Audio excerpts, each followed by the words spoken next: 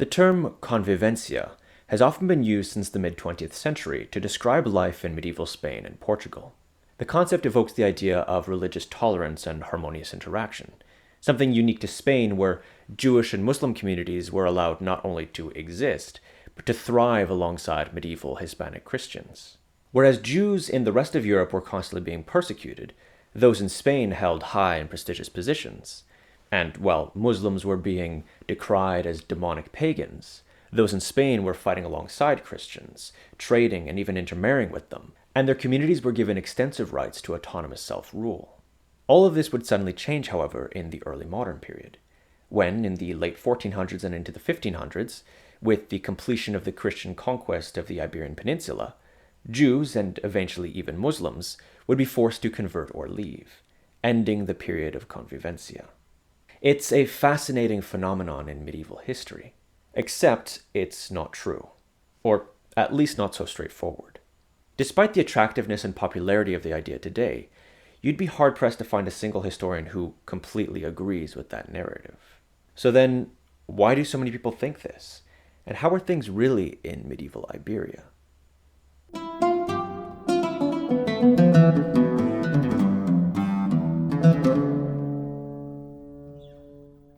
Now, for anyone who isn't familiar with medieval Spanish history, here's a little bit of background before we get started to help you follow along.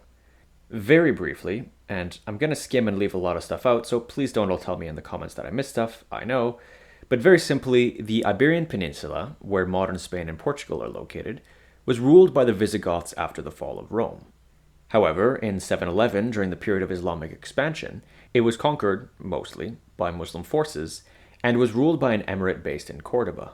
But over the years since 711, there were various conflicts between the emirs, who would eventually declare themselves caliphs in the 10th century, and the Christian rulers in the north, some of whom were descendants from the Visigoths, who retained independence in the Kingdom of Asturias, others were Basques, and others, namely in Catalonia, had been established under the Franks, though they gradually obtained autonomy. Over time, especially after the Caliphate collapsed into several regional taifas in the early 11th century, these new Hispanic realms conquered the peninsula in what is often called the Reconquista, another term that is overly simplistic and that I will make a video about eventually, with the final conquest of the Emirate of Granada by Castile in 1492. Because of this back and forth, there were a lot of Christians living in Muslim lands, and later Muslims living in Christian lands. There were also large Jewish communities in both. I should also mention a thing or two about names. The term Spain is often used for the whole Iberian Peninsula in discussions of medieval history, though sometimes specifically for the Christian realms. There wasn't really a singular Spain at the time. Instead, we're talking about several kingdoms, most notably Leon, Castile, Portugal, Navarre, and the Crown of Aragon, which itself was actually a union of several kingdoms. Keep in mind that when I talk about Spain, I mean all of these, including Portugal, even though Portugal isn't a part of the modern country called Spain. So when I mention Islamic Spain, I mean the parts of the Iberian Peninsula that were under Islamic rule, again including Portugal, whether they were united or not. Another term which is often used is Al-Andalus. So with that said, let's get back to convivencia. In 1948, the term was brought to prominence by the Spanish philologist and literary historian Americo Castro in his work España en su historia, Cristianos, Moros y Judeos. Castro argued that the Spanish character was not unchanged through history since Roman times, but was instead molded by its unique circumstances, and especially through influence from Islamic rule. In his view, the dhimmi system in Islam, where other peoples of the book, including Jews and Christians, were given a special status which allowed them autonomy in exchange for a special tax, promoted tolerance amongst the three peoples.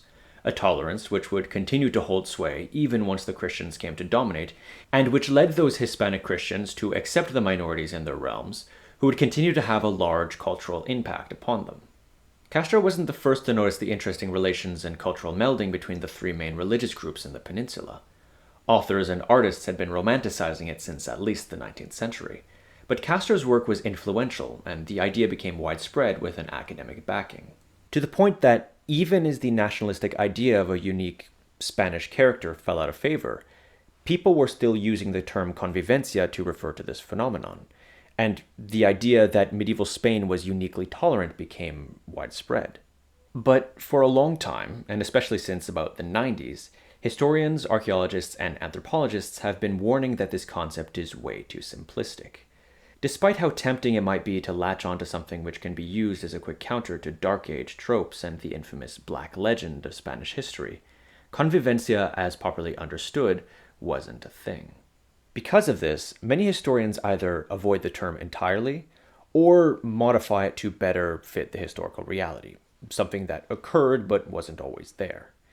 I tend to agree with the historian Maya Seufer, however, who argues that it's got so much baggage that it's more of an impediment than anything else, though some still see it as being useful as long as it's properly contextualized. Now, it is true that there were a lot of positive interactions between members of the different religious groups in medieval Spain, both in Christian and Muslim realms. Castro and others didn't pull this idea out of nowhere. But using the word tolerance in this context can be misleading. Medieval society was hierarchical, and nobody expected it to be otherwise. Even rulers who were the most tolerant towards minorities saw those groups as, generally speaking, below the majority, and certainly subject to themselves. When considered on the group level, Christians, as a group, did not see Jews and Muslims as equal in Christian realms, and vice versa in Al-Andalus. This could differ when we get more to the personal level, but I'll get back to that. There was what we might call tolerance at the time, but not quite how we tend to understand it today. Glenn Olson notes that when the term is used when discussing medieval history, it often loses the context of what tolerance of the other entailed to people at the time, which he describes as bearing with someone or something that one cannot reasonably do much about. Tolerance wasn't out of love for the other, but out of necessity. Though this shouldn't make us think that this was something everyone was rolling their eyes at all the time, nor that interactions couldn't be positive or constructive. It's true that the dhimmi system allowed Jews and Christians in the Islamic world to have a certain degree of autonomy. This was a principle enshrined in Islamic law, so it wasn't exclusive to Al-Andalus. In exchange for a tax which was meant to make up for their lack of military service, the dhimma were allowed to essentially govern themselves, including judge their own for disputes or crimes within the community, though any disputes between a dhimmi and a Muslim would be dealt with in the Islamic courts. The Christian kingdoms had similar systems, though theirs were based on secular rather than religious law, and the taxation was more sporadic and at the whim of the ruler who considered them to be his personal property. Minorities could also reach prestigious offices in government. There were several Muslim community leaders who managed to hold positions, especially in the Kingdom of Valencia, part of the Crown of Aragon, which had a rather large Muslim population. Jews were also rather successful in both regimes. Samuel ibn Nagriya served as Grand Vizier of Muslim Granada until his death in 1056, and even commanded armies, and he was succeeded in his position by his son Joseph. Likewise, many influential Jews served as royal treasurers to the kings of Castile, including Samuel Halevi Abulafia, who founded the synagogue of El Transito in Toledo. There were also certain trades that were dominated by minorities for a long time. Abulafia's position as treasurer reflects a disproportionately high number of Jews in the realms of banking, trade, and finance, in part because they had few alternative options since Christians had certain qualms about interest and loaning, and high taxes often forced them into such lucrative careers in order to even make a living, but also because Jewish communities, being closely knit, tended to have more long-distance ties to communities in other regions, which was a great benefit for trade. Muslims in Christian lands also tended to have certain specialties, one of which was construction and brickmaking.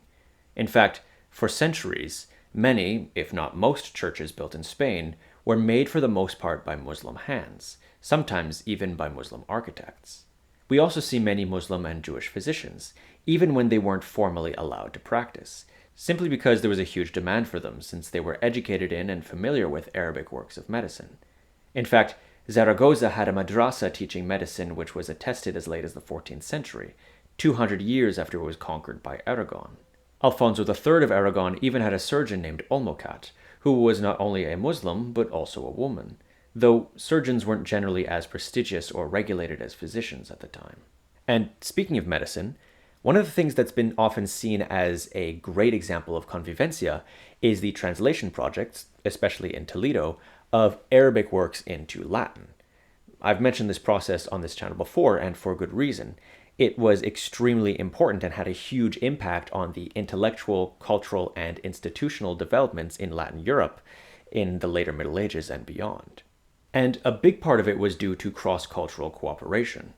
Many of these works were translated by teams of at least two, one who would translate from Arabic into the vernacular Romance, i.e. medieval Castilian, and the other would translate this into Latin. The former could sometimes be a Mozarab, that is, the descendants of those Christians who had lived under Islamic rule and adopted Arab language and culture, but oftentimes it was an Arabic-speaking Jew. This was the case in the 12th century translation of Ibn Sina's De Anima, which was made by Abraham ibn Daud and Dominicus Gundisalimus.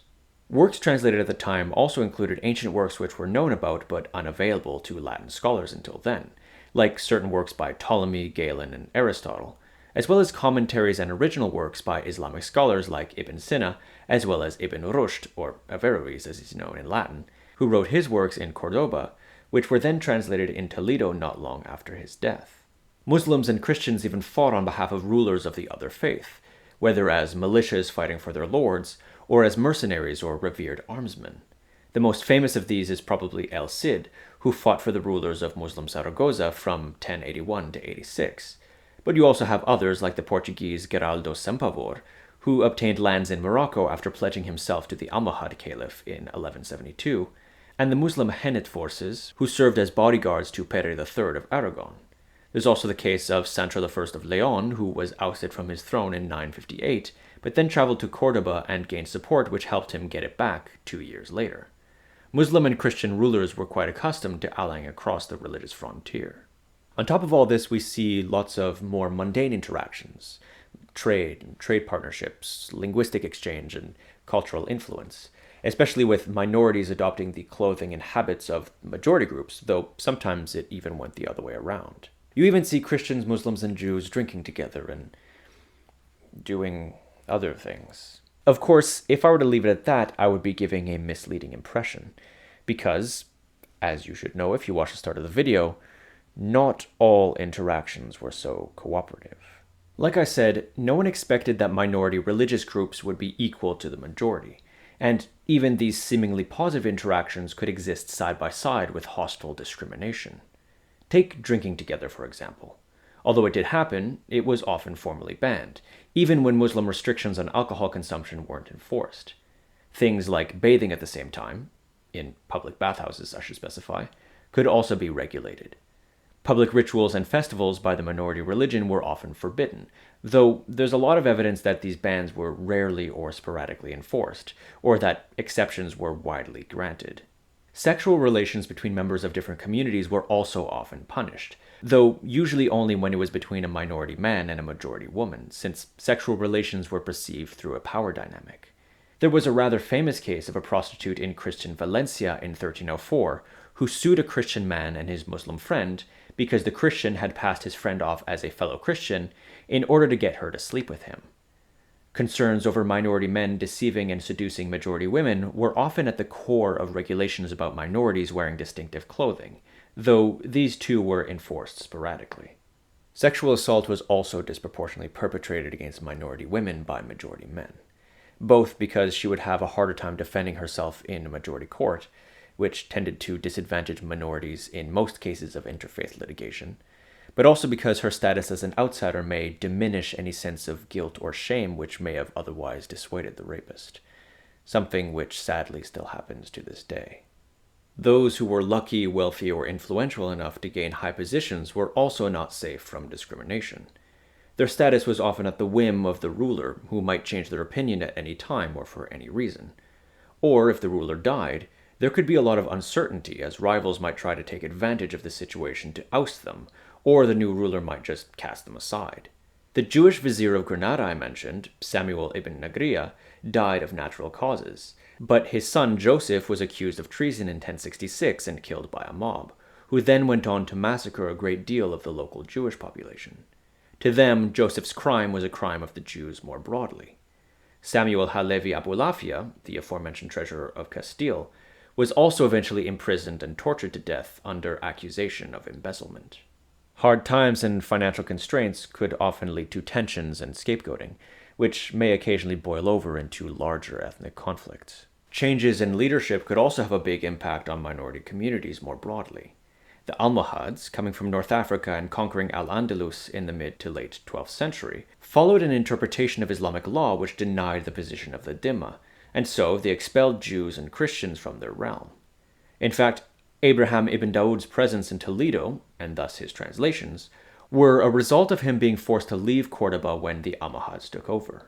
The granting of autonomy to minority religious groups was also not necessarily out of kindness, but usually out of a desire, from the leadership of both sides, to ensure separation out of the fear of corruption from the other.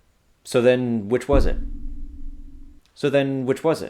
Was medieval Spain tolerant or intolerant?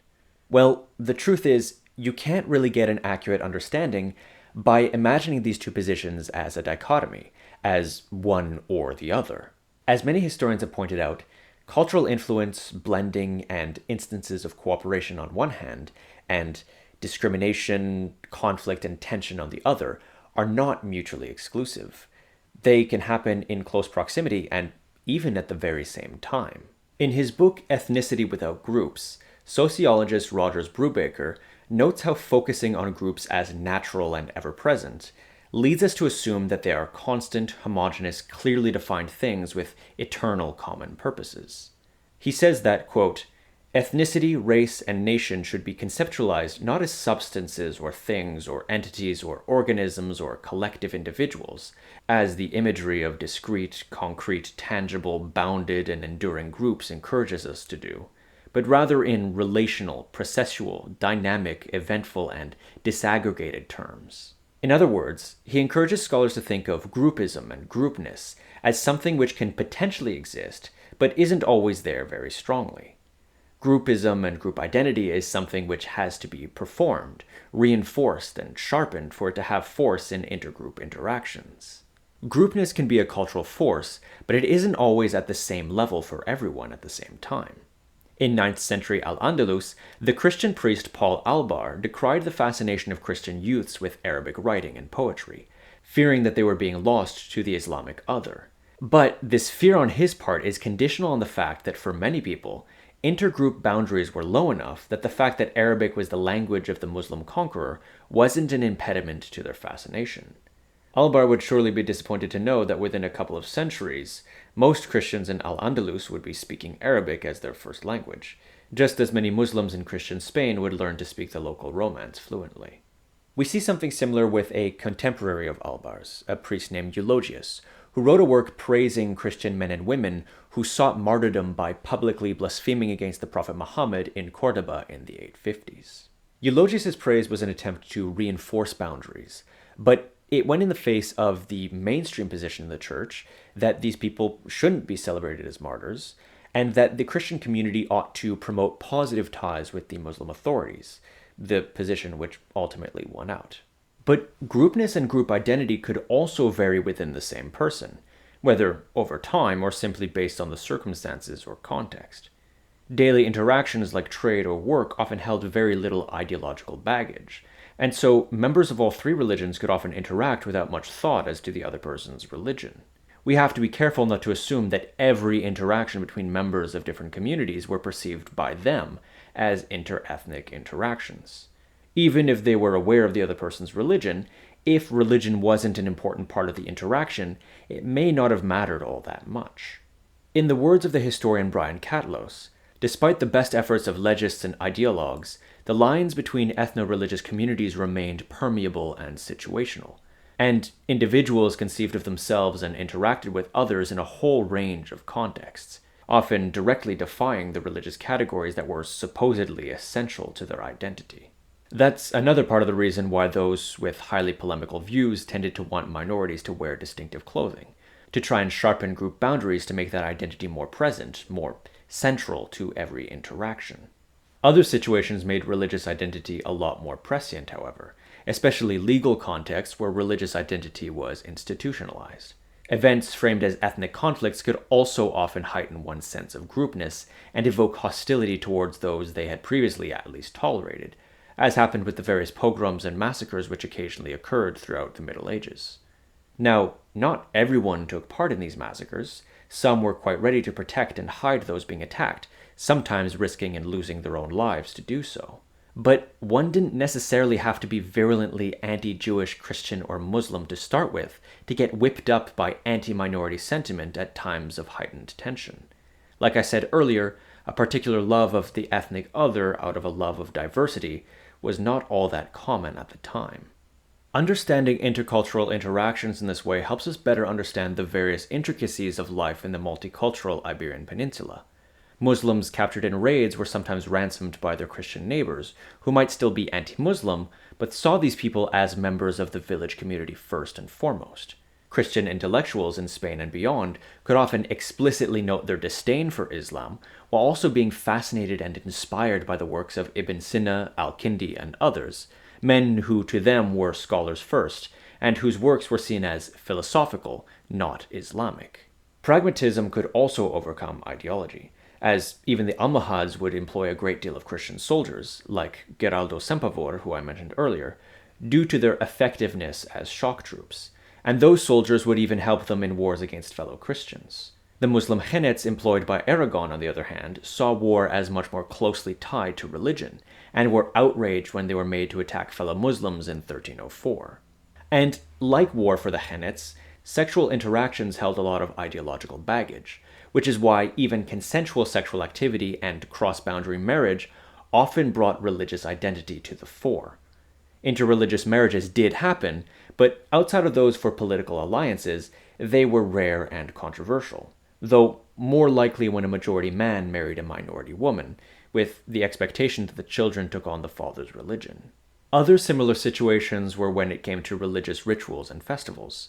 Christian anti-Jewish sentiment, for example, was often highest around Easter, as Jews were often presented as the antagonists in the story of Christ's crucifixion.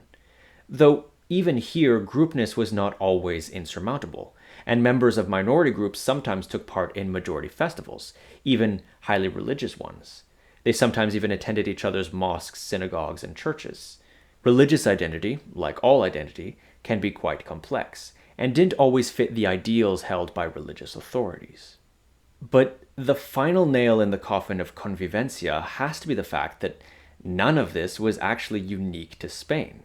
Now, it was more visible in Spain because of its high level of diversity, and the fact that Aragon has an exceptionally high level of preserved medieval documents, but a broader look at the minority experience elsewhere finds a lot of similarities.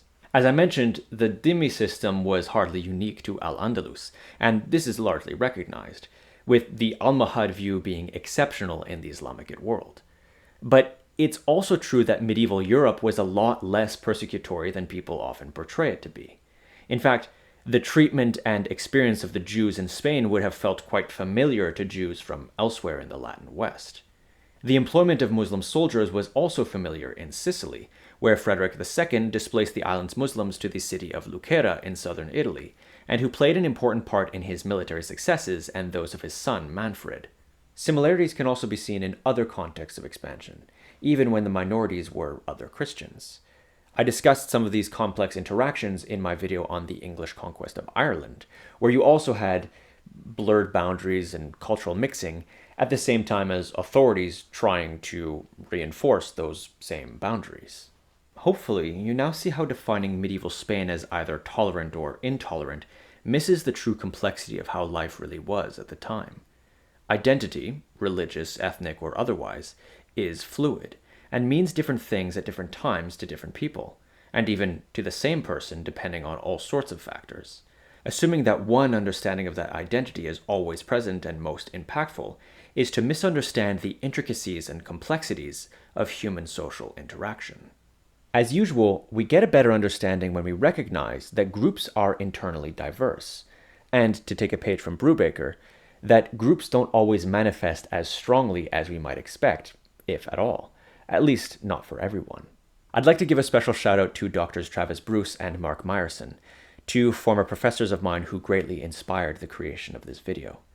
As for everyone else, I thank you all very much for watching, and I'll see you next time.